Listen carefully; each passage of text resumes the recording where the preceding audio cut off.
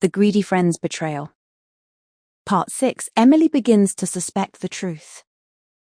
The next few days were difficult for Daniel. Every time his phone rang, he became nervous. Every time he received a message from Emily, his heart began to pound. He was living in constant fear. Meanwhile, Emily could not forget what she had discovered about the company. The website looked strange. There were no customer reviews. No recent news. No information about the company's directors. Something did not feel right. For the first time since making the investment, she felt uneasy. A conversation at work.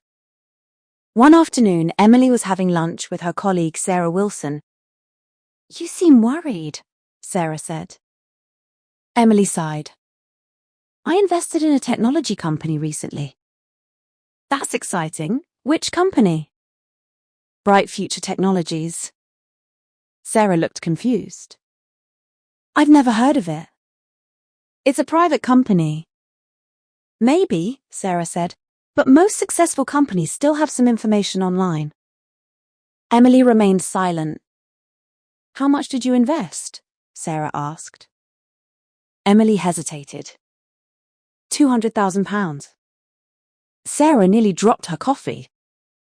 200,000? Emily nodded.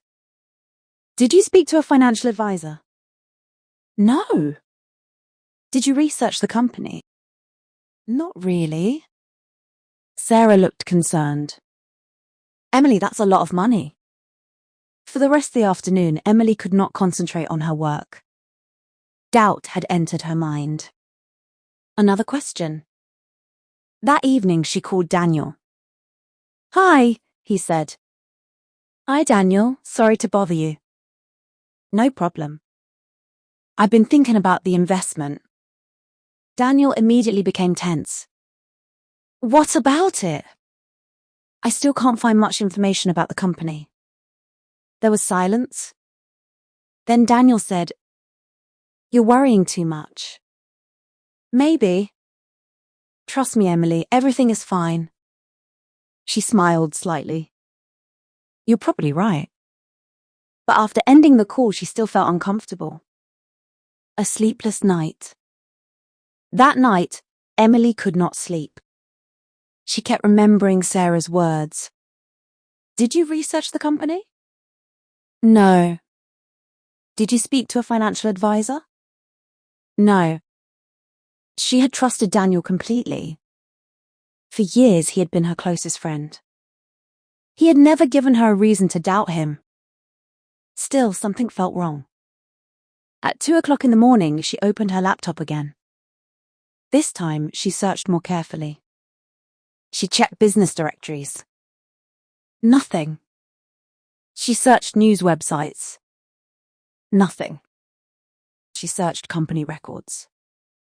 Again, nothing. A cold feeling ran through her body.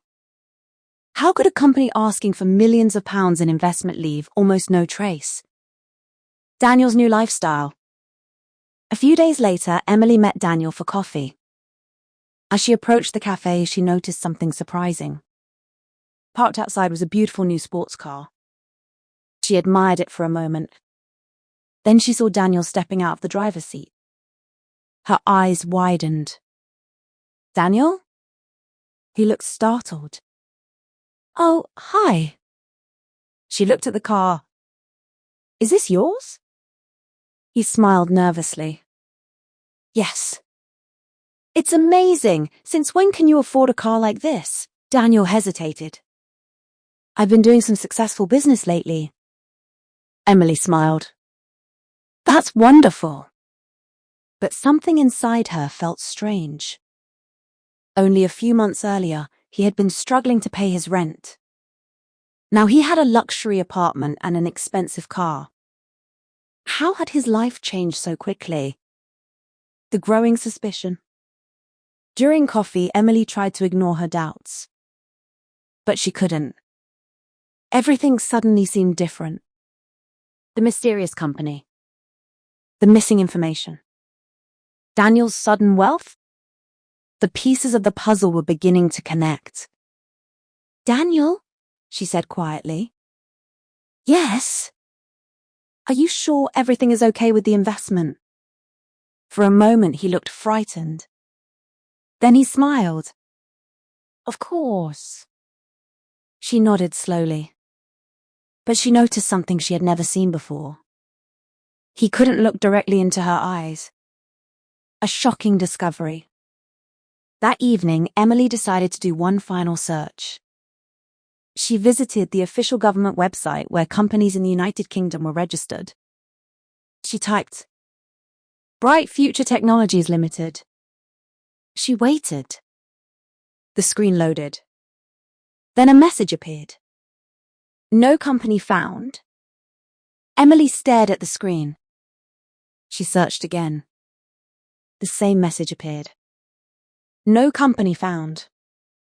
Her hands began to shake. Her heart beat faster. She whispered, "No, this can't be happening." For several minutes she sat completely still. Then tears filled her eyes. A terrible thought entered her mind. Had Daniel lied to her? No. That was impossible. He was her best friend. He would never do something like that. Would he? Suddenly her phone rang. It was Daniel. She looked at the screen but did not answer. For the first time in their friendship, she was afraid to speak to him. Because deep inside, she already knew something terrible. And the truth was closer than she could imagine. To be continued in part 7, the terrible truth is revealed.